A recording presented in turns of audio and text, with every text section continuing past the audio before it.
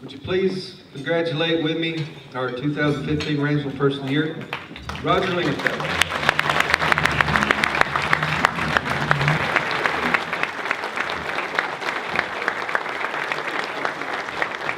I'd like to start off with saying that I was really honored and surprised at this. Didn't ever dream of anything like this. A lot of the things that I do because I enjoy it. And working in the community and all that is something I really, really enjoy. I'd like to thank Tim, the chamber, the board for helping me out. Not helping me out, but giving me this honor, of this, and I really do appreciate that. I'd like to introduce a few people that's really special to me. My wife, Kathy.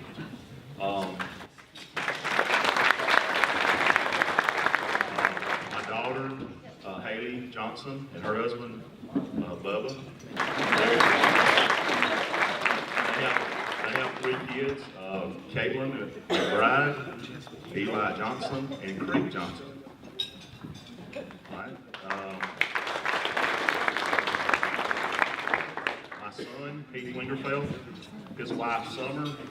They have 2 children, Braden and Bryson.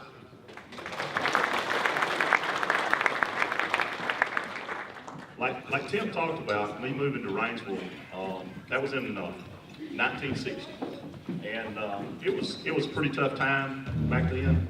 My mother moved me and my little brother to Rainsville. My father had passed away, and so it was a tough time. But right out of the gate, Rainsville was a special place, dear to my heart, that the people of Rainsville would pick us up and pat us on the back and help me through some hard times.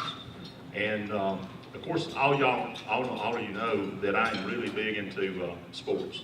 Okay, so my first experience of sports was in Rainsville, and I was 8 years old. There was no really teams for us to play on, at that age, and there was a preacher at First Baptist Church. He got us together, a bunch of little boys, out there, and he'd get us together in practice, and we didn't really have a league to play in. But what we done, he carried us around, and we played other teams from other areas, older kids, and got us started. And so, people like that, he didn't have a kid on the team. He was just dedicating his time to help those kids out. And it was me and a bunch more little kids. So, that's the kind of thing that Rainsville is built on. It's built on, people helping people. And so that's kind of how I got started with the, being the person that I like to coach. I like to dedicate some time to that. I like to dedicate my time back to the community. And so anyway, that was my first experience of ball playing. And that kind of inspired me as I went along coaching. Other things, it influenced me to coach softball, baseball. I coached quite a few years, 14 years of baseball and softball and basketball. And then I had a time off. I didn't have anybody that I really picked up the community and wanted to coach. And then here comes grandkids. And for the ones here in this audience that's got grandkids, they know how special that is. So I turned around and started coaching my granddaughter. And that has been a great, great experience for me. It's not just that I get out there and help her, but it's been something that's kept me active in the community. So it's been extremely, extremely good. My notes keep falling off. So hold on a second.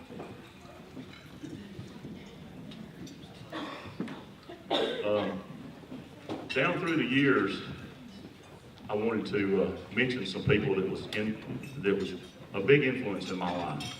And y'all may think, well, this is kind of crazy for him to say something like this, but the people, and I'm going to just mention about 3 or 4 people, but I had some of my coaches in school.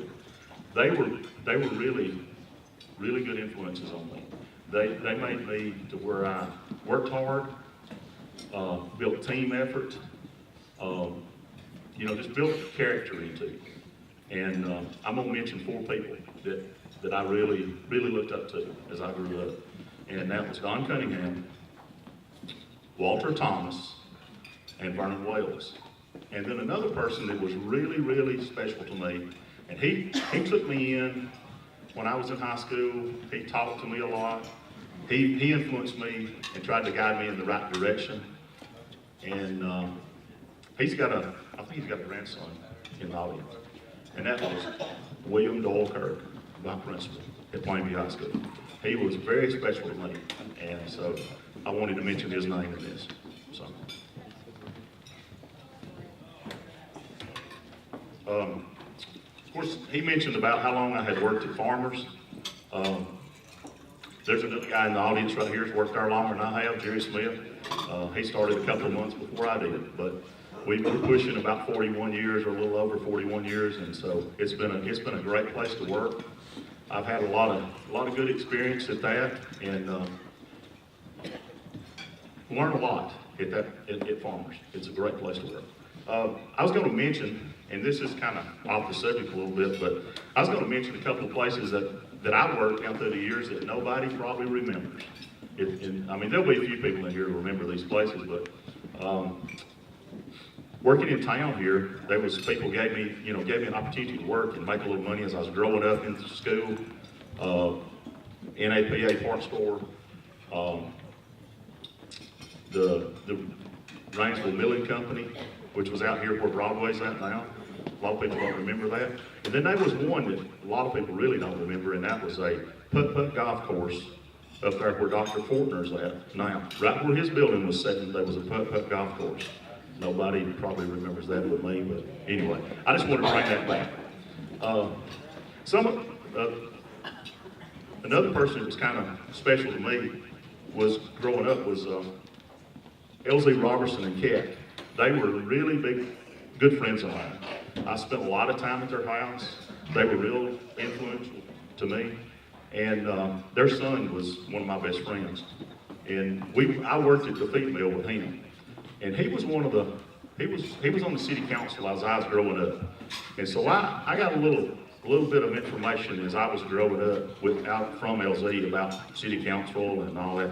And he was one of the ones that kind of influenced me to go and start working at the polls, getting involved in the community. So that was something that I thought was real good in that.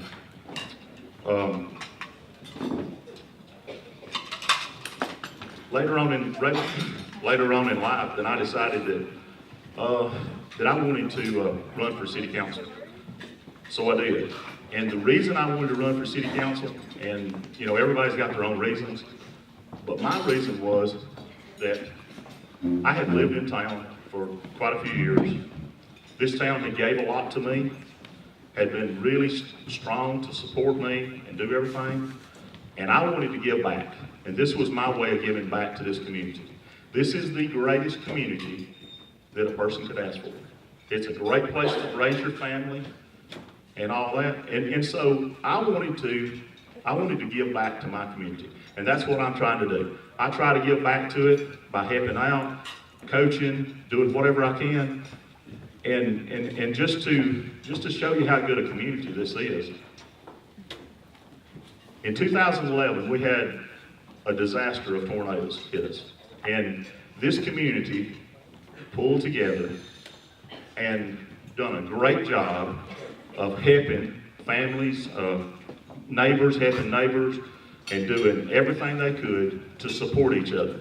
And that's the kind of community that I live in, and I cherish. This is like I said, it's a great place to live. And so that's the kind of thing I want to do, is give back to my community and help like they did during that tornado. So if there's anything I can leave you with tonight, is that, patting somebody on the back, saying something nice to them, encouragement. You never know what a positive influence you're going to be for somebody, and you may not ever know it, but you may be that person that makes a positive influence towards somebody. So, God bless you, and thank you again, and I'll turn it back over to Tim.